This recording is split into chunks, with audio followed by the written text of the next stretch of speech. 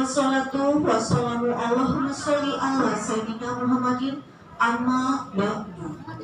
Alhamdulillah wa syukurillah, puji syukur kita panjatkan kehadirat Allah Subhanahu wa taala yang mana pada hari ini kita telah diberikan limpahan rahmat dan karunia-Nya.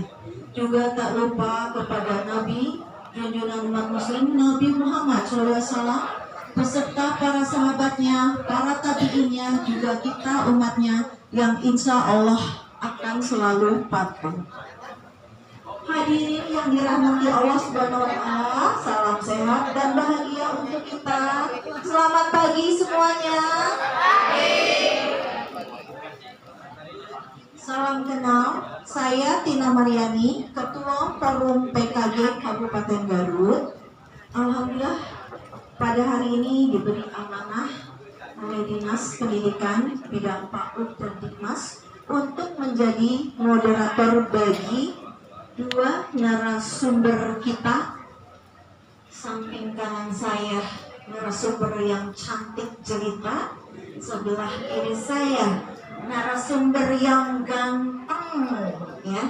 Alhamdulillah memberikan semangat juga kepada saya, ya. Ada istilah tak kenal maka tak sayang, makanya saya akan perkenalkan dua narasumber ini, ya. Tetapi sebelumnya saya bacakan sekarang aja sekalian, ya, nanti biodatanya untuk Bu Novi dulu, karena paparan yang pertama akan disampaikan oleh Bunda kita yang cantik jelita, Bunda Novi, ya. Jadi biar kita kenal dan biar kita juga bisa sayang, saya akan membacakan titik beliau, ya. Nama Novi Andriati MPD, tempat tanggal lahir Garut tahun 1985, untuk tanggal dan bulan RHS, ya. Alamatnya di Tarogong Kidul, adapun jabatannya adalah kepala sekolah. Tugas kerjanya di TK Al-Fadilah, Jalan Terusan Pembangunan, Kecamatan Tarogong Kidul. Di pertigaan yang mau ke Ciawi Tali, di situ ada sekolah yang bagus, ya, dan loteng. Nah, disitulah beliau mengemban tugas. Adapun riwayat pendidikan SD lulus tahun 1997, kemudian dari Sanawiyah PPI Bentar lulus tahun 2000, lanjut lagi ke Tatsiziyah PPI Bentar tahun 2001, Mualimin PPI Bentar lulus tahun 2024, lanjut ke perguruan tinggi S1 Bahasa Inggris SDKIP Garut lulus tahun 2008, S1 PAUD UPI lulus pada tahun 2016, dan S2 PAUD Pancasakti lulus tahun 2024. Kita satu alma mater S2-nya, Bu Novi, ya. Nah, kalau untuk prestasi ini saya kalau dibacakan, Bu, ada 19 runtutan, hebat. Saya juga wow gitu, ya, Bu, ya. Nah, saya bacakan 3 dari yang akhirnya saja dulu, ya, Bu, ya. Beliau adalah Master Trainer Singapore International Foundation, ya, sejak tahun 2016 hingga sekarang. Kemudian beliau juga juara 2 aksi nyata praktik baik Jambore Merdeka bermain PAUD Jawa Barat pada tahun 2024.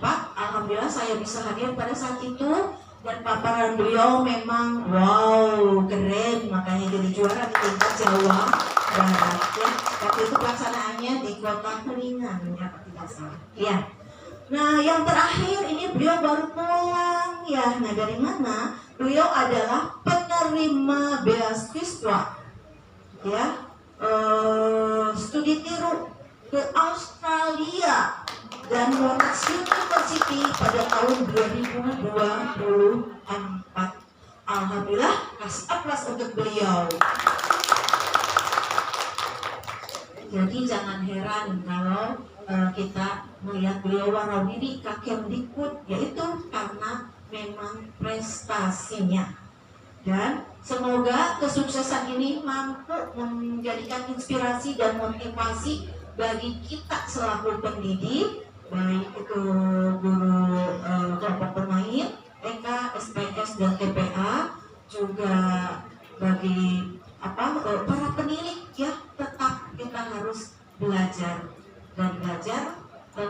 dengan insya Allah akan meraih kesuksesan ya. Nah itu tadi untuk biodata, CV-nya sudah saya bacakan. Tapi masih semangat nih? Benar masih semangat? Mana semangatnya? Masih semangat?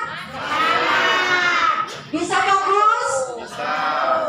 Bisa melulus. Bisa fokus? Kita sela Tunggunya kalau saya bilang tepuk 1, teprok atuh ya. Berapa kali tepuknya? Tepuk 1, tepuk 2, tepuk 3. Itu klunya ya. Baik. Tepuk 2, tepuk 3, tepuk 2, 1. Saya tidak menyebutkan tepuk, jadi tepuk karena hanya angka saja ya. Nah, fokus. Saya bilang klunya tepuk. Ya. Ulangi lagi ya. Tepuk 3, tepuk 1, 2, 3.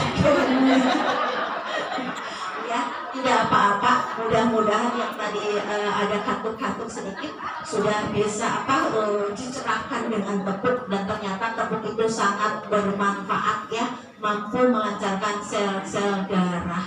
Jadi sering-seringlah bertepuk tangan ya. Baik, mari kita simak paparan dari Bunda kita, Bunda Novi Andriani MPD. Kepada beliau dipersilakan.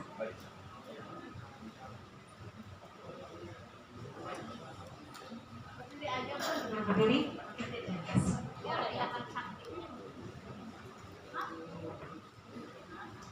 Assalamualaikum warahmatullahi wabarakatuh. Sebelumnya mohon izin saya lihat ternyata ada senior saya juga, ada ibu saya juga, Ibu Hani, ada teman saya juga. Kita suka bilangnya kembaran. Ada Ibu Novi juga, dan di sini ada teman kuliah saya juga. Tadi duduk di mana ya Ibu Wulan? Ada Ibu Wulan di sini katanya. Oh iya, mohon maaf. Mohon izin Bapak semuanya. Sebetulnya ini sebelumnya saya dikasih makan sama Ibu Kasih. Pikir saya ini Ibu kepala aja. Aduh, ternyata ini senior-senior saya. Mohon izin saya berdiri di sini bukan berarti mematahan ngejahit kameri ya Pak. Sebetulnya ini sharing pengalaman. Bapak punten kalau mau ngerang. Terkait dengan berasa ada mandat lagi ketika tahun 2024. Kenapa bisa itu? Kenapa tiba-tiba ada di Melbourne? Pada waktu itu saya membuka Kementerian Kemdikbud yang ada di Instagram. Ini bisa jadi inspirasi semuanya juga. Biasanya suka ada warawiri, itu ada kegiatan. Dan waktu itu ada mikrokredensial yang terakhir. Sebelumnya pasti ada yang tahu tentang mikrokredensial. Itu ada bidang literasi numerasi, tentang satu lagi apa ya? Tentang apa ya? Dan salah satunya itu tentang ada STEM, dan satu lagi tentang inklusif.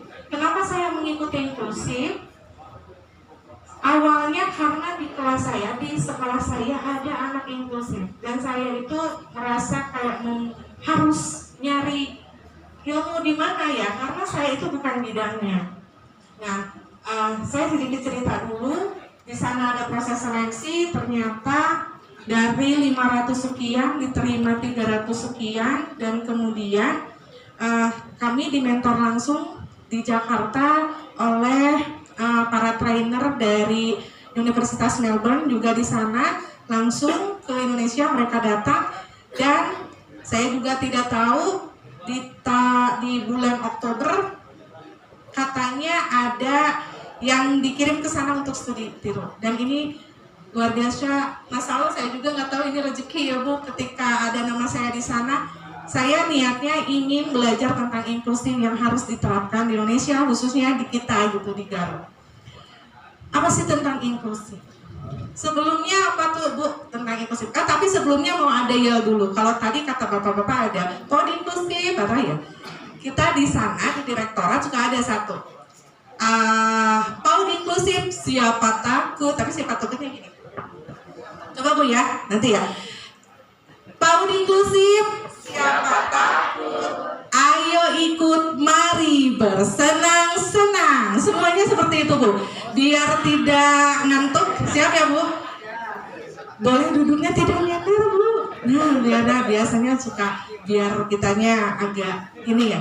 Siap Bu? PAUD inklusif. Siapa takut?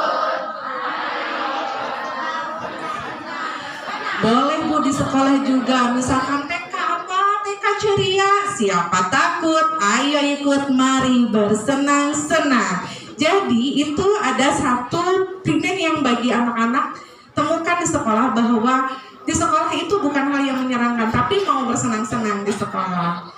Oke, baik Pak, lanjut. Tentang inklusif itu sudah ada di Permendiknas. Tahun Permendiknas nomor 70 tahun 2009 pasal 1 yang menyatakan bahwa pendidikan inklusif itu adalah sistem penyelenggaraan pendidikan yang memberikan kesempatan kepada semua peserta didik yang memiliki kelainan dan memiliki potensi kecerdasan atau bakat istimewa. Jadi seperti itu. Ternyata ketika saya dikirim ke Melbourne waktu itu, ternyata inklusif itu sebetulnya bukan pelayanan bagi anak-anak yang berkelainan saja. Namun, kita harus menyediakan pendidikan yang merengkuh semua apa yang dibutuhkan oleh anak. Tadi betul kata Pak Kabid bahwa kita sekolah, kita lembaga harus menerima anak dengan keberadaan apapun. Satu Bu, yang selalu kita lupakan adalah keberadaan anak yang memiliki permasalahan secara mental. Apa itu? Seperti ada orang tuanya yang bercerai. Nah, bercerai itu anak juga disebut anak inklusif. Kenapa? Karena anak perlu bimbingan, perlu ringkuhan, perlu kita tumpuk kasih sayangnya itu melalui pembelajaran di sekolah. Karena sudah gimana lagi, di rumah tidak ada yang lengkap. Kemudian anak yang ditinggalkan oleh salah satu orang tuanya, itu adalah salah satu anak inklusif. Ya Bu, meninggal. Kita sampai lupa ini anak yatim aja, padahal ini termasuk anak inklusif. Kemudian anak yang sekolah di lembaga kita, misalkan orang Batak datang ke sekolah kita, kemudian biasanya kita hanya menerima dengan apa ya, mereka itu sekolah kepada kita dan mereka itu harus ikut dengan ritme sekolah kita. Tidak. Sekolah inklusif adalah yang bisa merengkuh apa yang menjadi tantangan mereka. Misalkan orang Batak itu susah di bahasa Sunda, gunakan komunikasi bahasa Indonesia aja untuk dia. Jadi tidak ada halangan. Kalau inklusif bagi waktu di sana itu tidak ada no barriers anything. Jadi tidak ada hambatan, tidak ada halangan bagi mendapatkan pendidikan apapun di sana. Bisa dipahami Bu?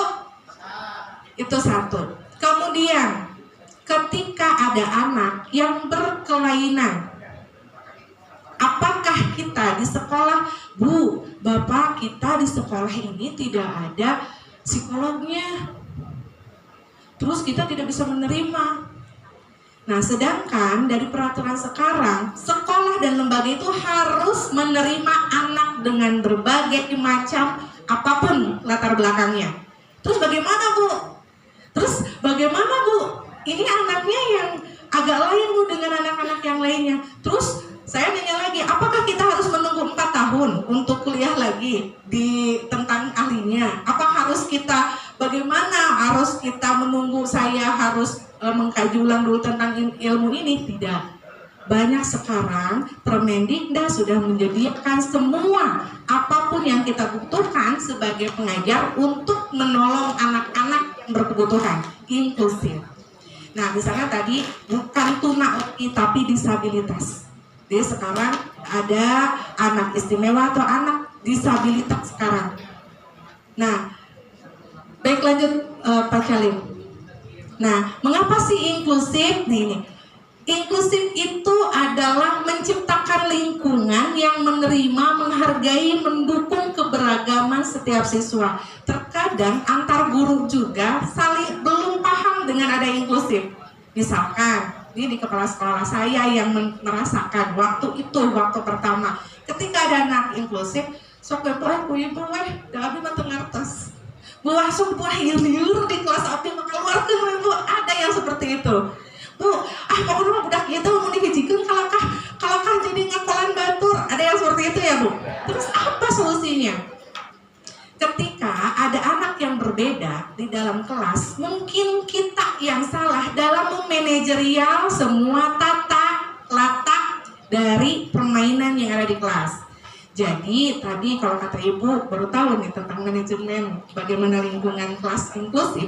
Ternyata di kelas inklusif itu sudah di tata letaknya itu sudah sangat rapi. Di sini ruang bermain, ruang AP-nya, ruang belajar, ada ruang ada sudut untuk circle main dan sebagainya. Terus Bu, bagaimana kelas saya itu kecil, kayak gitu.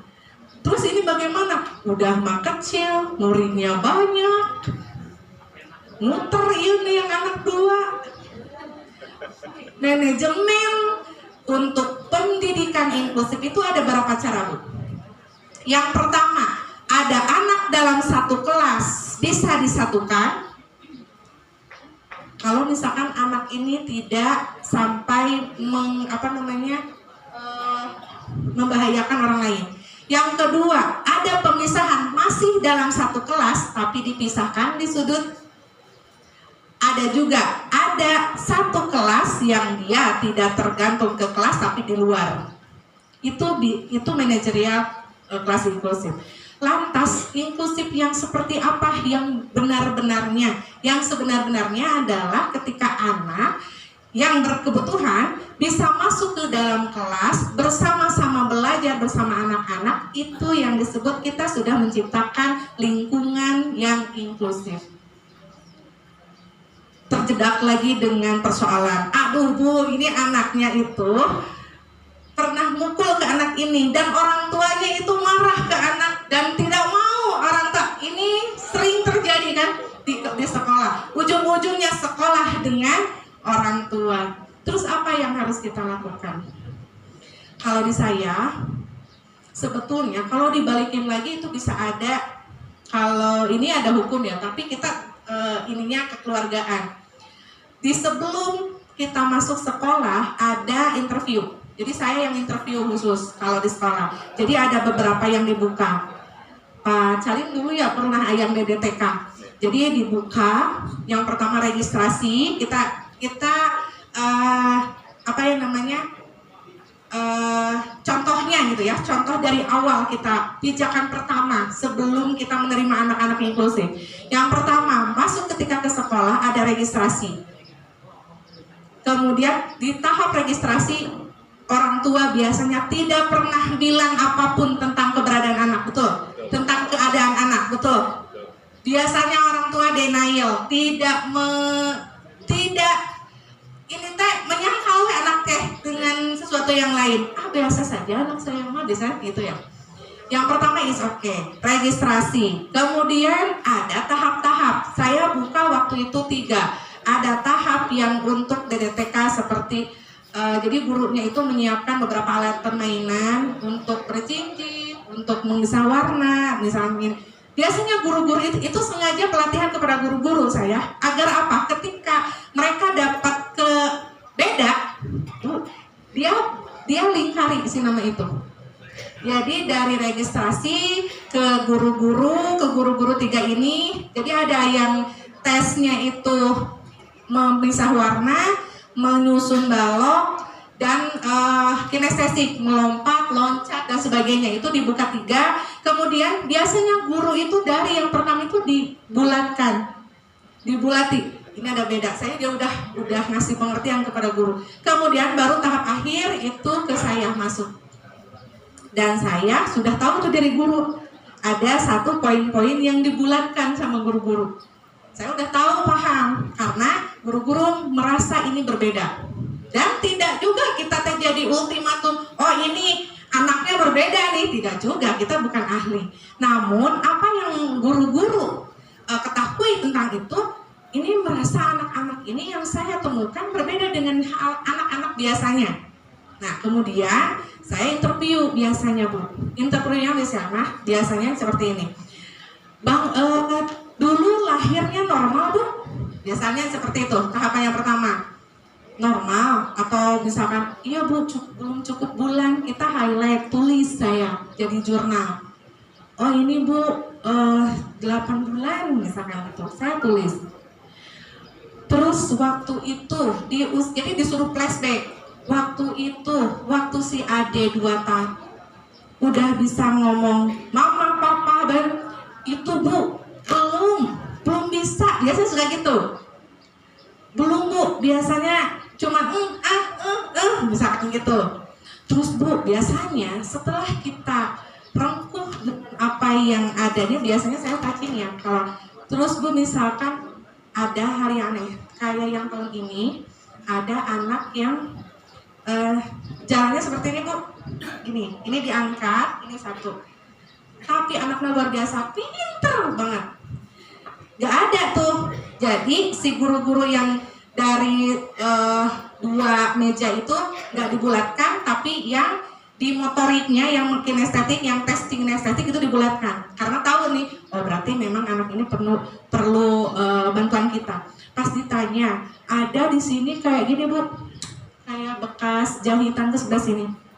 Saya tanya, si Ade pernah jatuh? Kita hati-hati banget. Biasanya orang tua pas waktu itu tidak mau, denial dan tertutup. Bilangnya pernah di usia 17 bulan ada kista di dalam kepala, kemudian dioperasi di sebelah kiri. Terus di usia 19 bulan dioperasi lagi sebelah kanan. Luar biasa ya, oh ternyata si Ade itu ini. Terus matanya agak sulit. Terus saya bilang gini, Mama, harapan menyekolahkan, ini adalah pertanyaan yang penting bagi kepala sekolah ketika kita menerima anak-anak inklusif yang berbeda. Apa harapan Mama untuk menyekolahkan di lembaga kita, di lembaga kami? Kalau misalkan ada satu orang tua yang target ekspektasinya tinggi, saya diajak dialog Bu. Kalau misalkan ada anak yang seperti, Bu saya cuma ingin berbaur aja, aman. Bu saya hanya ingin main aja dengan teman-teman yang lain, aman. Tapi kalau ketika ada ekspektasinya, mau bisa baca, mau bisa lari, mau apapun, anak yang gak bisa lari disuruh lari, itu bagaimana? Nah seperti itu, kita tahan. Itu pijakan awal ya Bu. Yang pastinya sekolah menerima dengan itu. Bisa paham Bu? Sedikit? Banyak.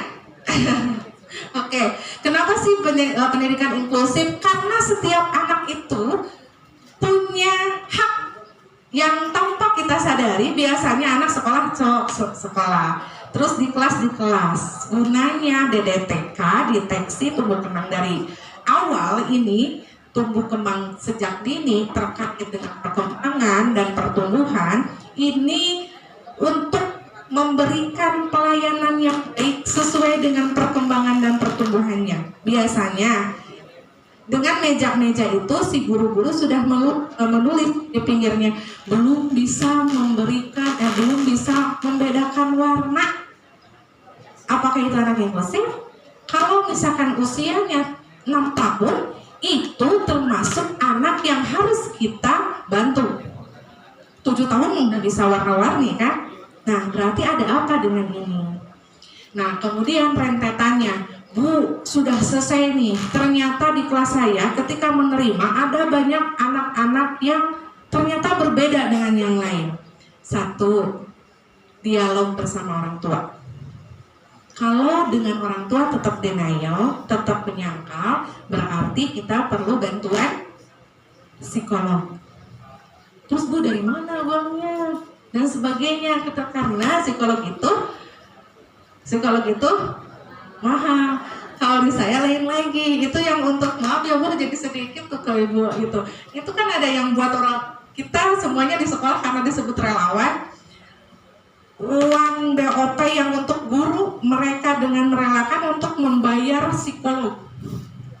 Karena untuk guru-guru juga Bu, ketika guru yang sukses tadi kata Bapak adalah guru yang bisa mengantarkan anaknya sukses, bisa baca, bisa tumbuh kembang dengan sesuai dengan perkembangannya.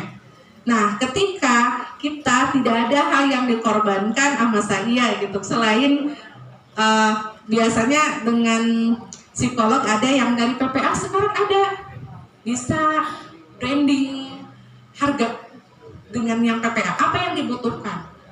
Bu, saya mah cuma mau ini si anak di kelasnya harus bagaimana saya sebagai guru. Itu aja nanti dari psikolog dari PPA itu bisa membantu kita. Jangan sampai si anak itu terbengkalai. Hewelah, da ieu mah anak hararese memutar ieu we heula. Nah, itu biasanya suka gitu kalau di kelas. Atau misalkan ieu budak teh ya, udah mah budak teh. So, ada yang seperti itu. Simpan di sudut tenang. Bu, saya tanya, di kelasnya sudah ada sudut tenang belum? Sudut tenang itu penting bagi anak inklusif. Jika kita tidak mampu pada saat itu untuk membersamai, melayani. Misalkan di kelas nih, ini lagi pembelajaran inti, disimpan ulah di juru. Ada di sana disiapkan meja kecil, kemudian kursi. Bu, apa yang harus dilakukan kepada anak itu? Dianggapkan, diabaikan, atau bagaimana? Bagaimana Bu? Diberi kegiatan apa Bu? Nah, kita tahunya dari mana Bu? Dari awal lagi kita tahu karakteristik kelas, karakteristik anak kita harus tahu sebelum kita mengajar. Usahakan kepada guru harus tahu dulu si anak ini karakteristiknya apa, minat bakatnya apa, kemudian apa permainan yang disukai. Terkadang masih ada di lapangan khususnya di sekolah saya sendiri. Kan beda tuh yang namanya guru. Kita sudah mempersiapkan Bunda ini kegiatan untuk minggu ini, ininya ini. Tapi tanpa menghiraukan anak yang inklusif. Saya tanya, untuk si anak ini bagaimana? Nah, di dalam pembelajaran RPP atau di modul itu harus menyelipkan kegiatan untuk si anak yang berbeda, anak yang berkebutuhan. Lupa ya Bu biasanya ya Bu. Nah, ini yang harus kita rubah. RPPH tidak akan ditanyakan oleh Bapak Dinas, Bapak Kabid dan Ibu Kasih, tidak. Tapi itu keperluan kita sebagai guru di kelas. Terus kepala sekolah gunanya apa? Fungsinya apa? Karena kepala sekolah itu tidak masuk kelas. Fungsinya kalau saya setiap hari, setiap pagi suka muter dulu per kelas. Ketika lihat noong yang kelas ini, ketika lihat si wali kelasnya itu aman, oh ada sudutnya itu dia. Kalau anak yang berbedanya itu tidak bisa ditangani, saya ambil. Dan biasanya sama saya. Nah, biasanya kepala sekolah itu, para kepala sekolah juga harus bisa menjadi datang yang pertama untuk sebelum guru kita hari yang harus bisa. Manajerialnya bagaimana? Kita banyak informasi sekarang di media sosial tentang itu, harus bagaimana penanganannya. Coba. Nah, sekarang kita masuk ke sini karena kita tidak akan lama. Bu, sudah sering mendengarkan tentang ASD?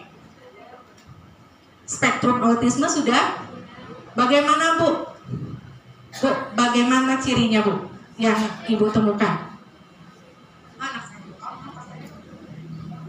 Awalnya itu usia 2 tahun speech delay, lalu dibawa ke dokter, jalan banyak jinjit, jalan berjinjit, tidak mau bersosialisasi, makan dengan menu yang hanya itu saja.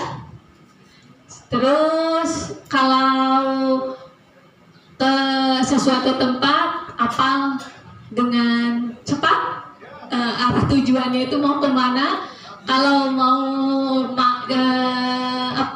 jajan bahkan hanya apa ya, makanan itu aja sih intinya mah. Jadi dalam sosialisasinya kurang. Kasih semangat dong buat ibu, tepuk tangan, ini luar biasa. Ini Bu, ini akses sebetulnya bagi kita para pemangku pendidikan di sekolah. Biasanya saya juga sering bertanya itu kepada ibu, para ibu yang punya anaknya sama yang kita butuhkan info-infonya, termasuk autis. Karena lebih klinis juga mamanya, tahu dari lahir, kemudian apalagi mamanya yang mengikutkan untuk terapi, setidaknya tahu apa yang harus dikerjakan, apa yang harus dilakukan. Biasanya saya suka nanya kepada anak yang autis, sudah ada diagnosa ya Bu? Biasanya itu kan sudah ada hasil psikotes tuh ceritanya. Ketika tahu ini anak ASD Bu, saya memang terapi. Baru tuh orang tua teh bilang, Bu, memang anak saya terapi di satu tempat terapis. Saya biasanya menghubungi dari pihak di sana, apa saja yang diberikan, kurikulumnya apa saja. Nah, biasanya saya modifikasi dengan apa yang ada tema-tema di sekolah. Jadi siapkan si tema berdasarkan dengan kebutuhan dari terapinya kalau kami di sekolah. Jadi si anak itu punya perlakuan yang sama, mau di rumah, mau di tempat terapi, dan juga di sekolah. Nah, sudah sampai mana ibu mendapatkan anak yang autis di sekolah? Dengan perlakuan seperti apa? Tadi makan ibu di rumah. Ada yang punten di sekolah, ada yang punya anak autis? ASD? Ya Bu?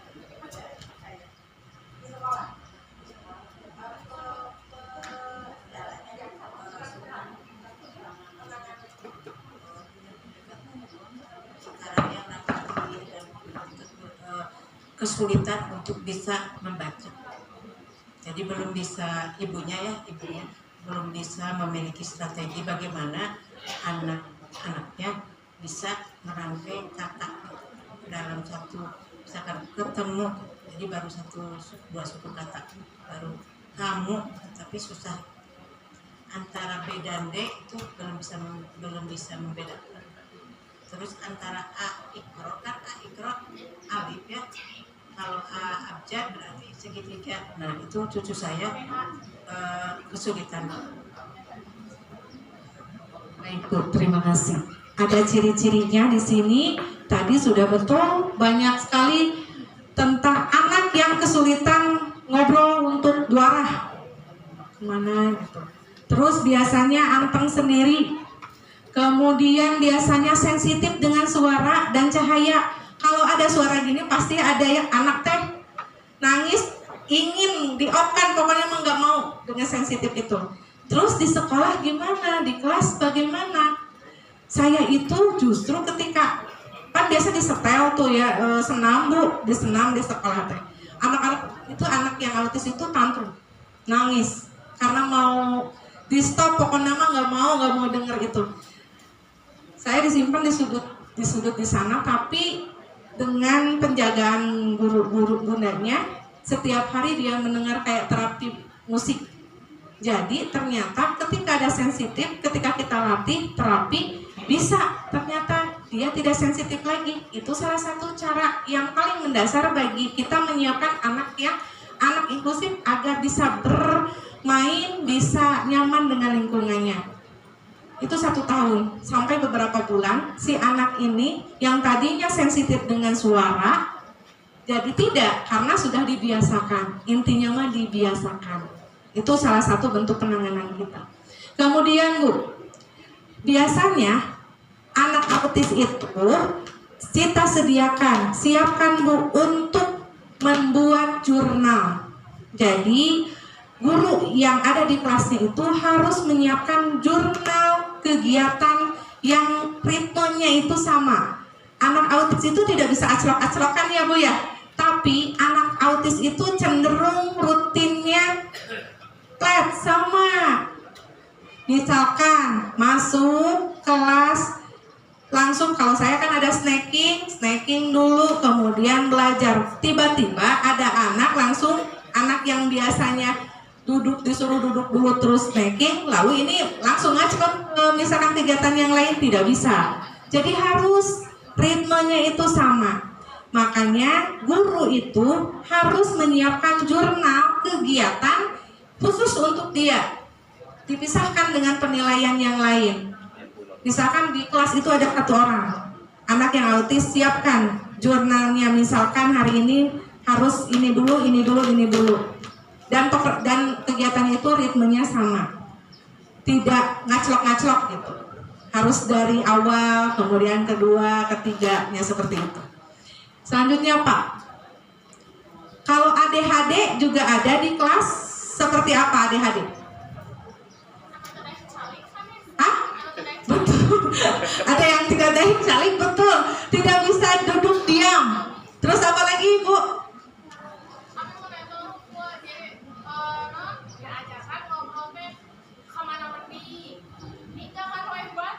Nah itu iya betul, ninggangan wae batur, kemudian tedaik cali, kemudian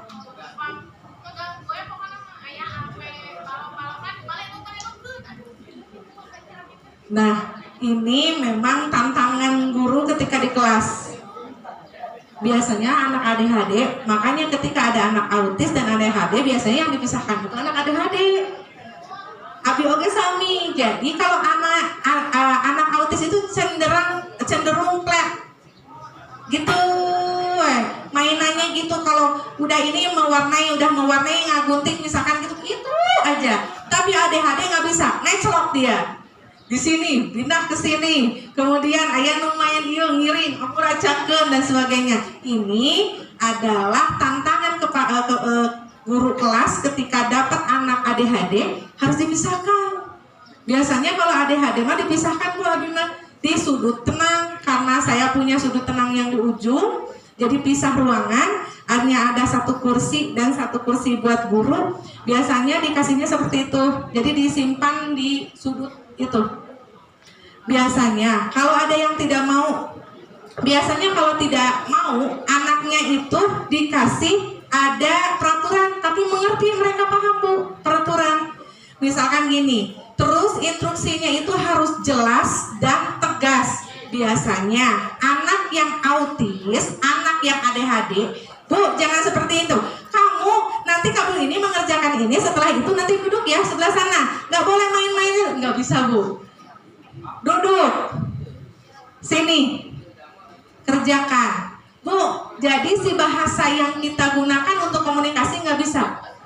Misalkan nakolan Bu, kamu iya nakolan mah tidak tadi anak-anak itu tinggal itu teh mau malah buat kadina oge. Tidak, cukup gitu tidak boleh. Lihat Bunda, jadi kalau sama itu 2 anak autis sama ADHD itu harus betul-betul ketika kita bilang sesuatu instruksi itu harus lihat dulu Bu ininya. Kadang-kadang kita intervensinya lain. Kalau misalkan saya sampai ini, lihat Bunda, dipegang Bu, saya sampai megang, dipegang, lihat Bunda. Memang intervensinya gitu Bu. Kalau misalkan yang di terapi juga sama, nanti bisa nanya ke Ibu yang tadi. Biasanya memang seperti itu intervensinya, tidak apa-apa. Makanya di sini perlu dialog dulu sama orang tua.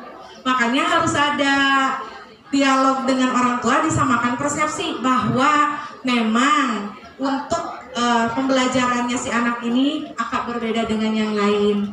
Misalkan, tapi sentuh hatinya Bu, sentuh hatinya, saya ini menolong anak Ibu gitu. Biasanya ada yang orang tua teh yang denial, si Ibu mah misah ayo ke abi anak teh yuk gelak dan sebagainya. Padahal itu teh salah satu pondasi kuat kita adalah orang tua, memahamkan dulu. Jadi gitu Bu ya, kalau misalkan ada itu cukup kamu teh misalkan dengan banyak ya tong di alung-alung ke itu anak itu pasti anak dia nggak bakal dengar.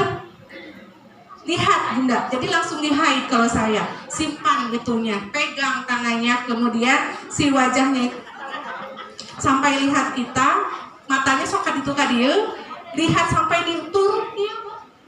Lihat Bunda, tidak boleh. Tapi bakal ngerti. Biasanya setelah itu apa yang anak biasanya setelah diinterogasi seperti itu nangis, tantrum. Biasanya nangis meledak-ledak, tantrum biasanya ADHD plus speech delay.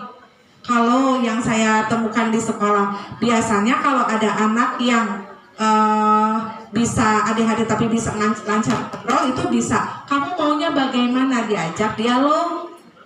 Mau main ini tapi tidak lempar-lempar, cukup sekian dulu. Jadi tidak, kamu kalau main ini tidak boleh lempar-lempar teman, nanti temannya wah itu bakal numpuk gitu. Kalau kamu mau main ini tidak dilempar, terus secakap segitu. Diulang itu teh Bu, diulang, tidak dilempar ya. Balik lagi, tidak dilempar ya, sampai seperti itu. Penanganan anak yang autis dan ADHD itu memang kita tuh bukan ahli, kita bukan terapis, tapi kita dituntut untuk bisa menangani anak di kelas, betul kan ya Bu? Luar biasa guru, tepuk tangan semuanya. Saya mau panggil lagi ini PAUD inklusif. Siapa takut? Saya ikut berbagi. Mari bersenang-senang. Lanjut lagi, sedikit lagi. Ada nih Bu, ini untuk ADHD Bu, lihat. Ada yang secara visual